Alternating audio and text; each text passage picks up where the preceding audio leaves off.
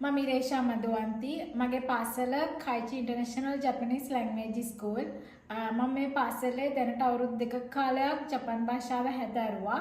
ඉතින් පාසලේ අධ්‍යාපනය ගැන කතා කරොත් මේ ගුරුවරු අපිට හොඳින් අධ්‍යාපනය ලබා දුන්නා.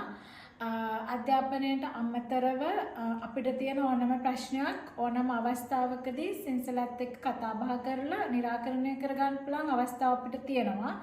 ඊට අමතරව මේ ජපානය තුළ ජීවත් වෙන විදිහ ගැන අපිට හොඳ අවබෝධයක් මේ පාසලෙන් ලැබෙනවා.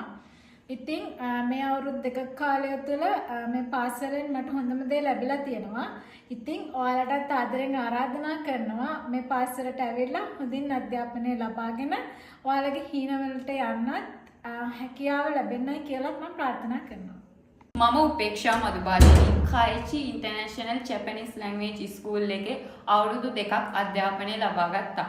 මේ කාලය තුල සෙන්සලා ඉතාමත්ම කාරුණිකව අපිට අධ්‍යාපනය ලබා දුන්නා. මෙම මූලික අධ්‍යාපනයෙන් පසුව අපි යන්න ඕනේ රැකියා ශාස්ත්‍රයටද විශ්වවිද්‍යාල උසස් අධ්‍යාපනයේද කියලා විවිධ උපදෙස් අපිට ලබා දෙනවා. ඒ උපදෙස් මත අපිට ගමන් කරමින් තමන්ගේ අරමුණ සාර්ථකව ළඟා කර ගැනීමට හැකියාව ලැබෙනවා.